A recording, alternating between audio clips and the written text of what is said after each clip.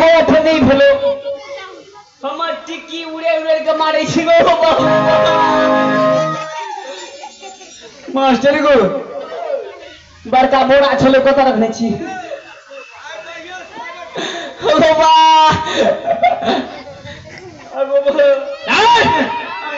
मुझे पहचाना कि नहीं? चिन्हलिया था कौन हम?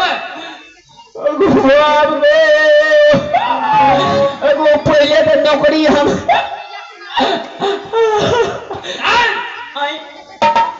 मास्टर गो तनी नारी देखी तो हमार छोकरी में बाकी छा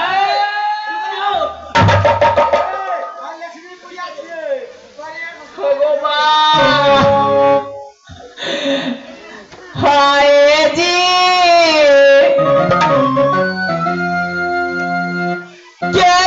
गेले हाजिर पौरा गेले पाटना गेले मानो पोखेला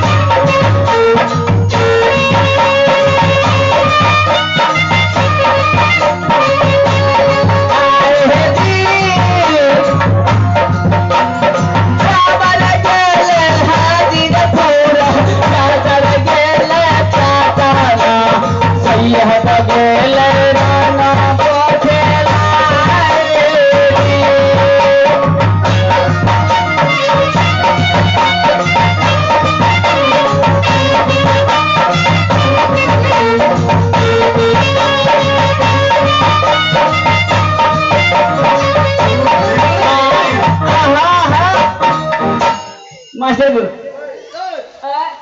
सुन तो हाँ अरे बाबा के परसिया रे दाहा बीतले कहिया गबै छियै कोनो धराई पुराण बचबे पड़ते ना तू ओकरे पाछी में छी चल वो बिगलाल हम बची ना लिए जंग इतनी बंद कर जंगली बादशाह छी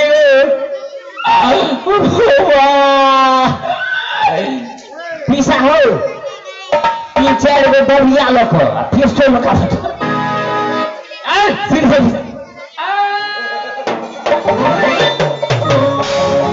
बता चूरे सती नाइन कुमारी को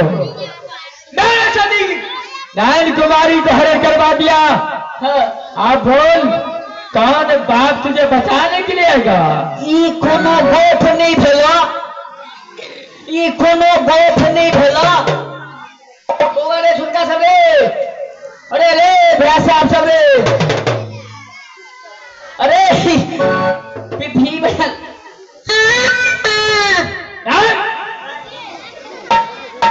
हमर पीसा गिर के नहीं है। अच्छा तुम्हारा पिसा गिरी कर दिया है हम जाते हैं तो मेरे सती को कैसे हरण करवाना राहरा माता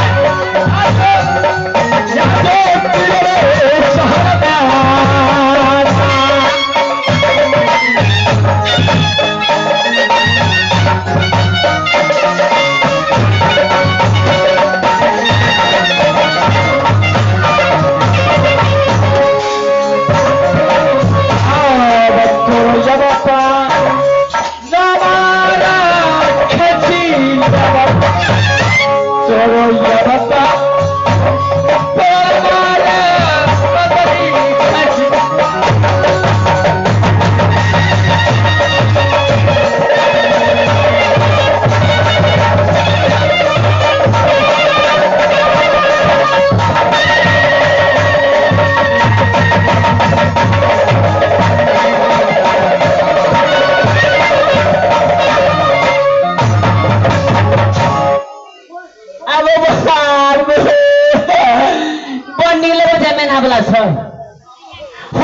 दांत खिसेड़ कर तब यह कनिए छड़ा पड़ी से आगू ठीके छे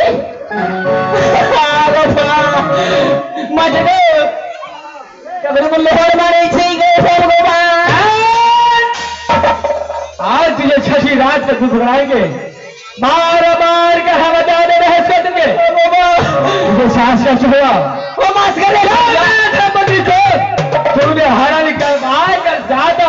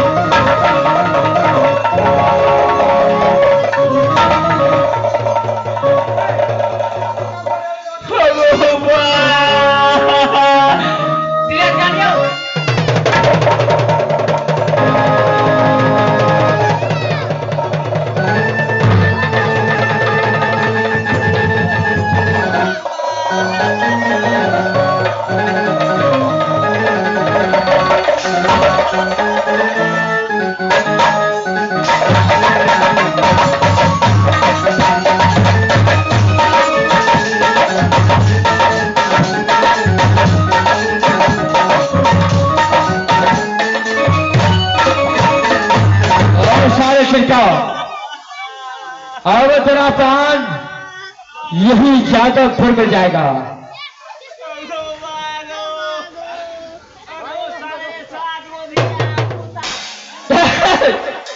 साढ़े सात में छूटता है।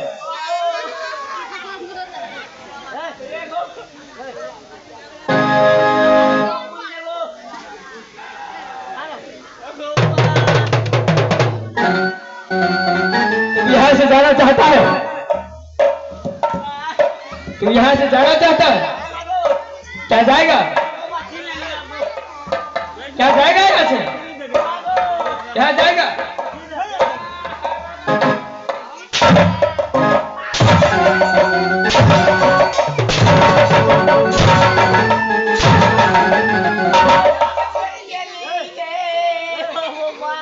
बता, अब जाएगा कौन? तो यहां से जाएगा?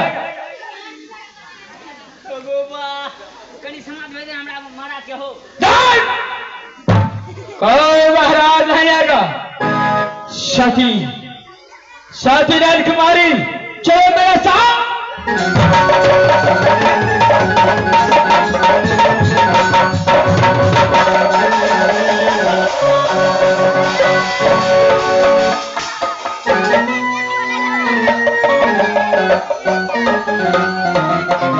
अब यहां से बाहर निबंधन की ओर चलता हूं।